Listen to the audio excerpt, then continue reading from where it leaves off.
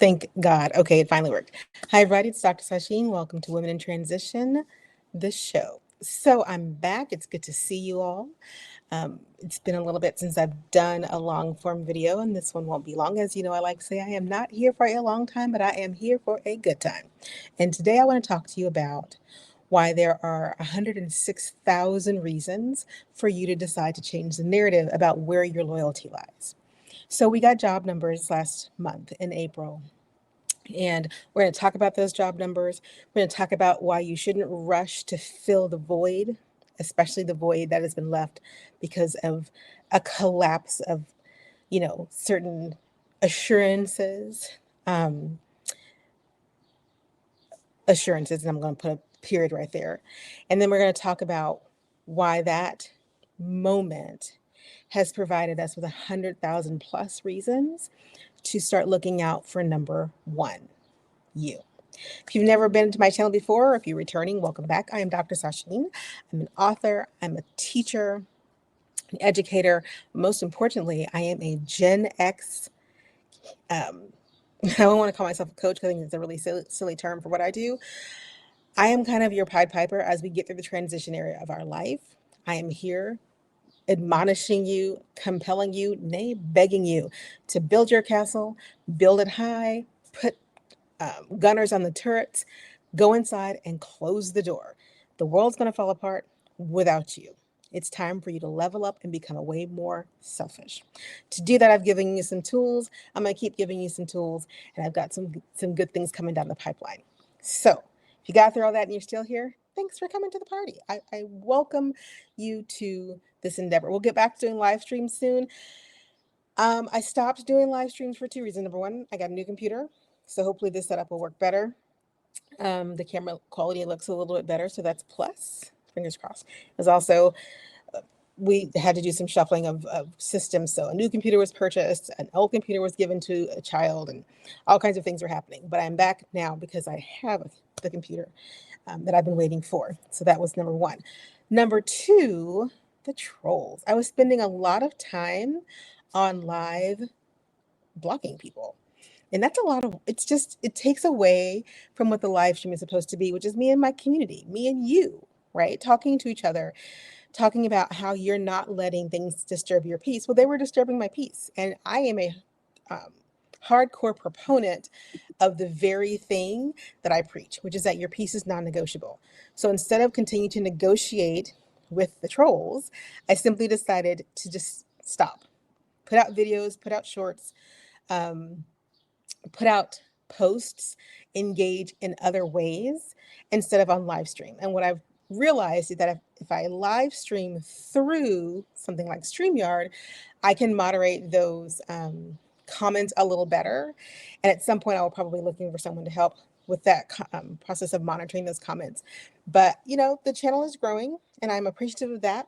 I definitely love attention and company. I wouldn't be out here if I didn't, but I do also recognize that I have to protect that which is important to me, which is my community and my peace. And I'm not about to let trolls come into our community with their nonsense. So the live streams are returning. I think I'm going to definitely use, as opposed to going live straight into YouTube, use kind of a filter system to help keep some of the not so great comments at bay. But hey, you know what?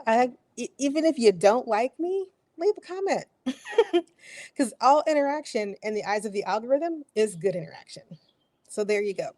All right. So why do we now have 106,000 reasons to leave the narrative behind that we're here, that we're going to save anybody but ourselves? The job numbers came out, and unemployment for Black women alone increased by almost 3%. 106,000 women lost their jobs. Now, a lot of those jobs were cut from the government because Black women work for the government.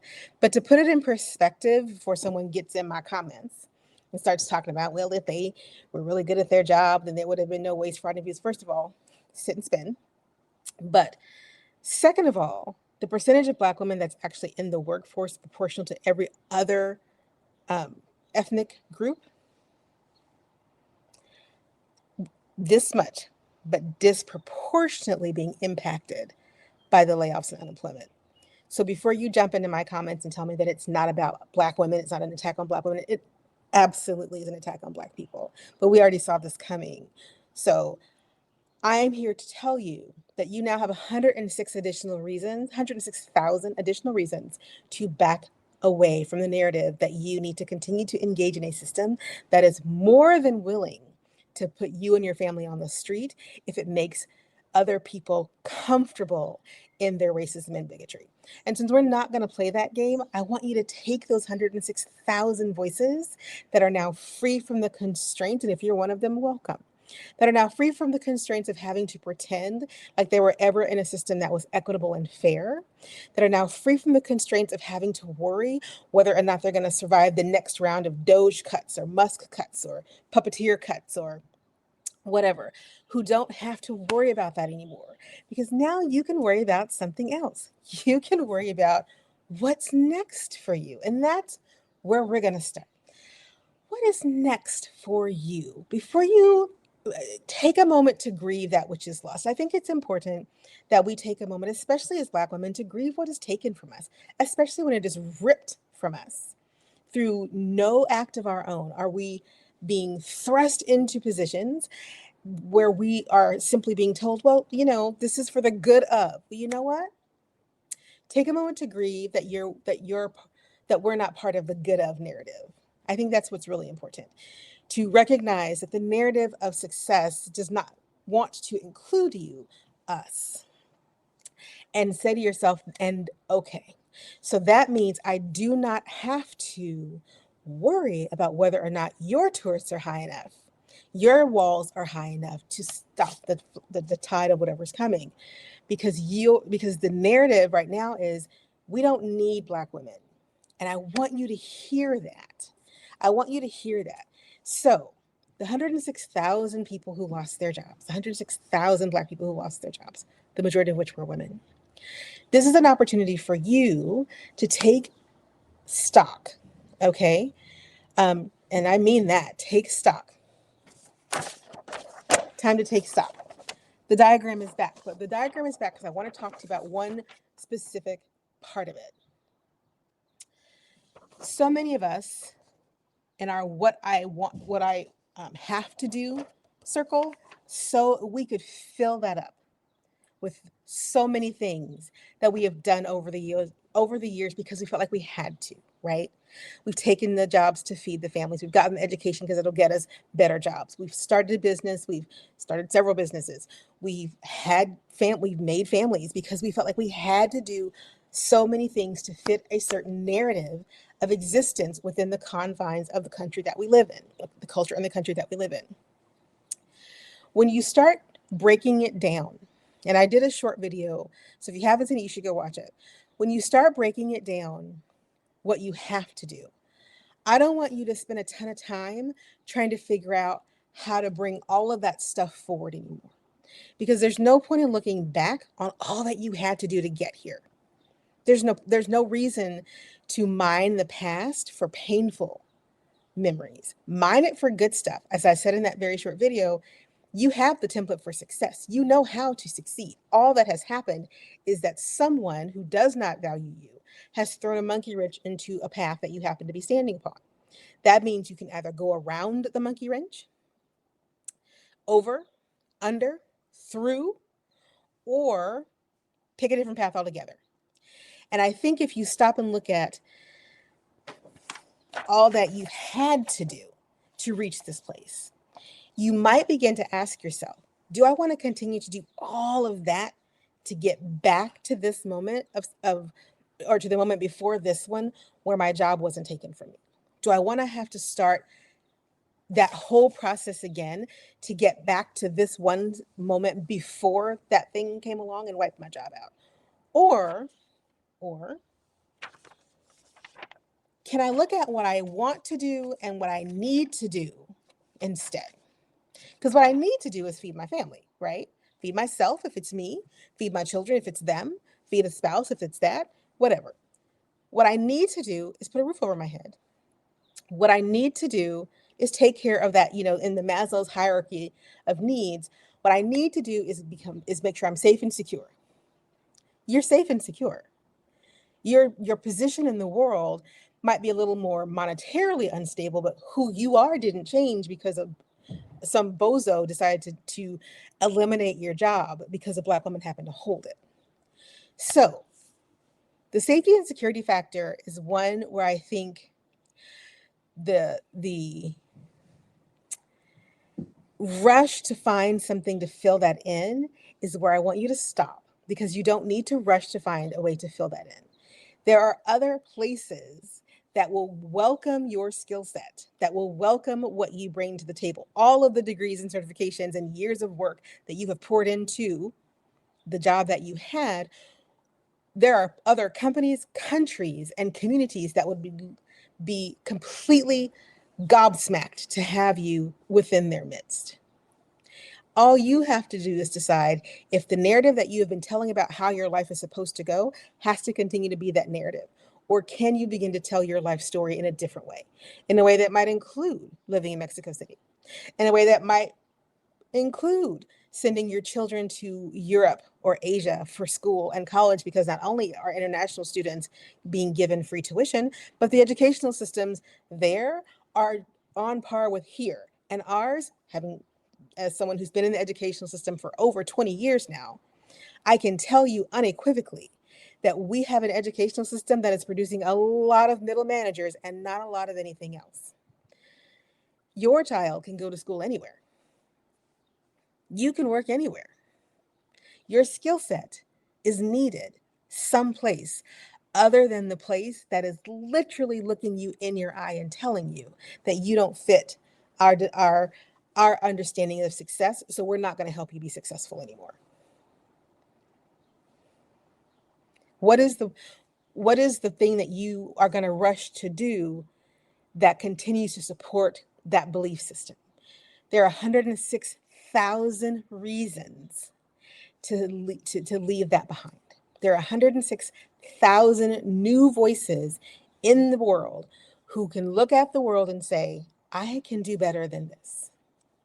I can do better than this. I can take what I know, who I am, what I've learned, what I've done, and I can apply those skills many different places. I was watching some of the graduations this past week, and the new doctors and the new nurses and all of the new lawyers, and everyone's so excited.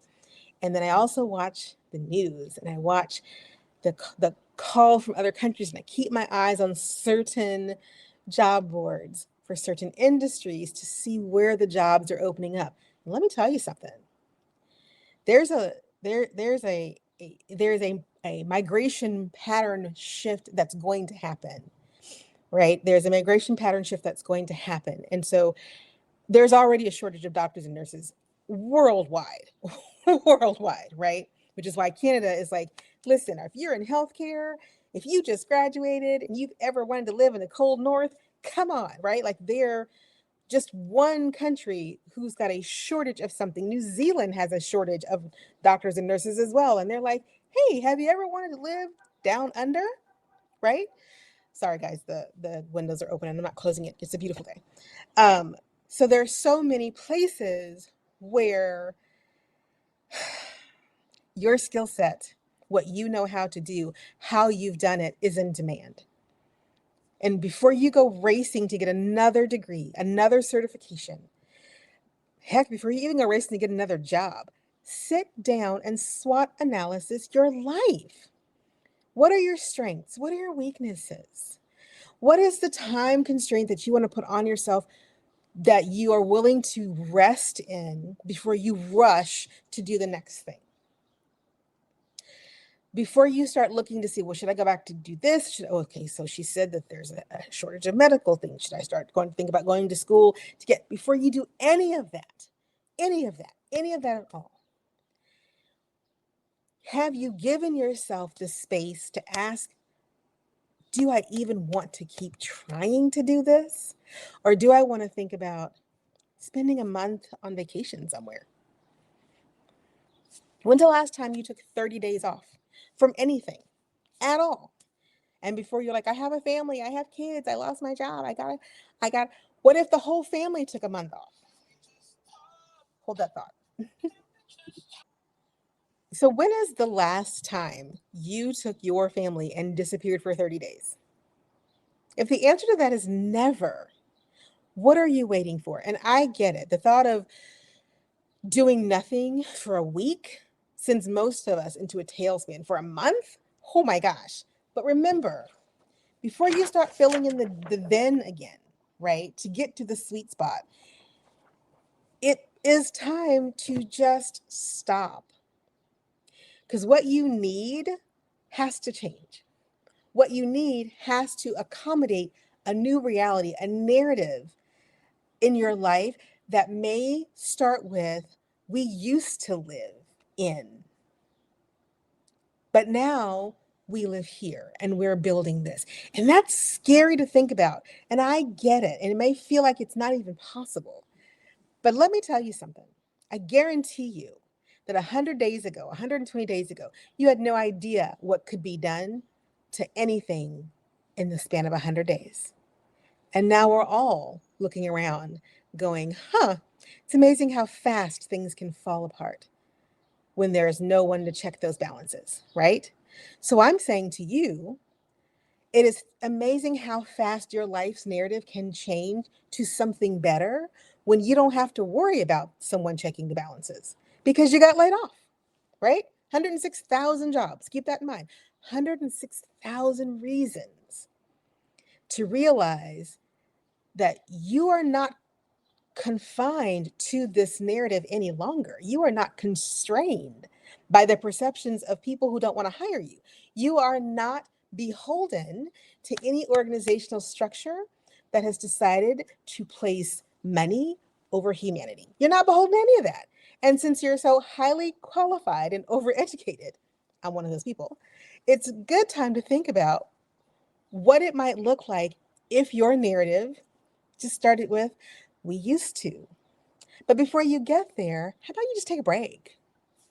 Go on vacation. Take a month, take 2 months, take 3.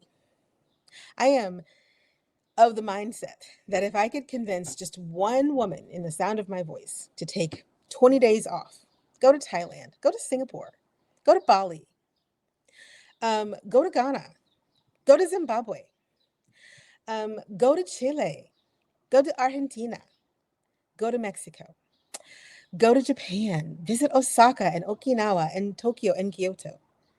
Go to China if you really want to, and especially if you're thinking about starting a business anyway, go cut out the middleman and check out the work of artisans whom you might want to work with all over the world. And then decide what country is most favorable to you and your lifestyle and what you are trying to achieve. Because I know people in the past 2 years who have quietly, some not so quietly, but who have quietly started the narrative of their life in another country. And now when they tell their stories, it is, I used to live in the United States, but now I live in Bali, Mexico City, Costa Rica, Lisbon, the Ivory Coast, Berlin, Malta. Didn't think I'd ever know anyone who lived in Malta, and I do now. So, but the point I'm making is April gave us 106,000 reasons to reimagine the life that we can have, that's possible for us. And though you may not, because I was not in one of the 106,000 who lost her position, her full-time job, um, though that may not have been you specifically, you understand it could be you expeditiously. And so I belong to several communities of women, all of whom are working in some way, shape, or form, big and small. Timelines are different, but we all have a common idea.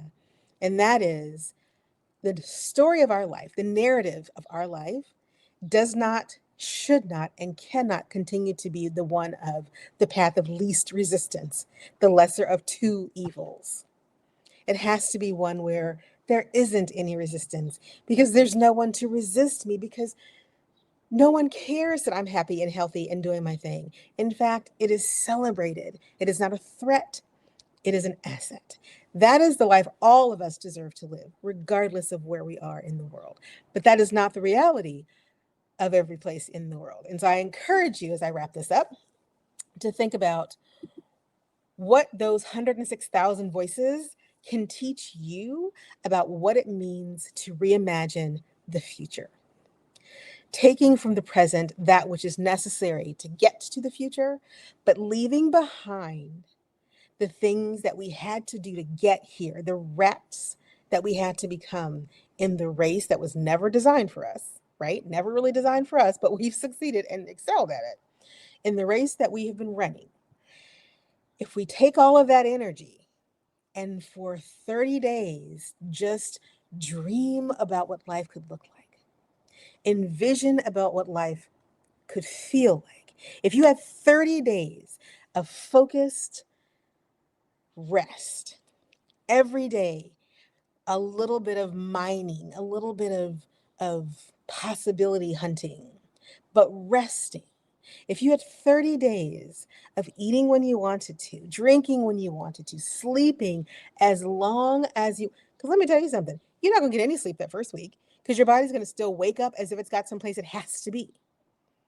By the time the second week rolls around, you're still going to think you have to be somewhere. But by the time that third week rolls around, that alarm, you're not even going to worry about it. It's going to have already been turned off. But your internal body clock that automatically wakes you up at a certain time in the morning because you got to go to work anyway, that's going to start to settle down. Your circadian rhythm is going to find its rhythm.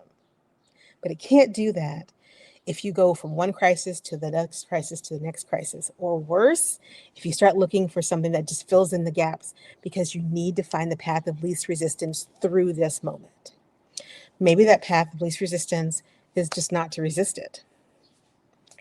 And that doesn't mean laying down and doing nothing. It means doing something radically different. That's all I have for today. This is Dr. Sasheen. Thank you for watching. I really appreciate it. Drop a line in the comments. Ask and let me know, would you spend 30 days, 30 focused days in reimagining your life? Or would that feel like too much, too soon, and overwhelming? Are you one of the 106,000? Are you looking around going, what's next? And if so, do you think you could ask yourself, why not now? And reimagine your life to look very different so that maybe this time next year, your story can be, well, once upon a time I used to live, but now. Drop a like, comment, and share. Please click like and subscribe if you want to support the channel. My Venmo is in the comments. I am closing down the Patreon because I cannot be in two places at one time. But if you want to support the channel, I would greatly appreciate the support. Thank you all and have a fantastic day.